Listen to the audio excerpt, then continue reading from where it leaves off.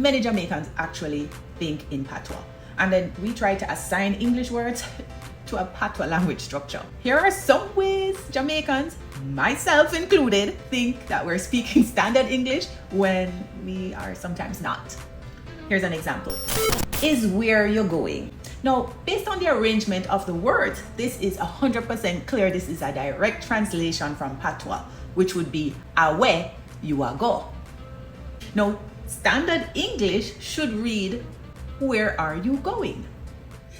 Here's another example. Come here so, which seems from come yaso. Yaso in Jamaican is right here, but in English, the sentence would just read, come here. Here's another example.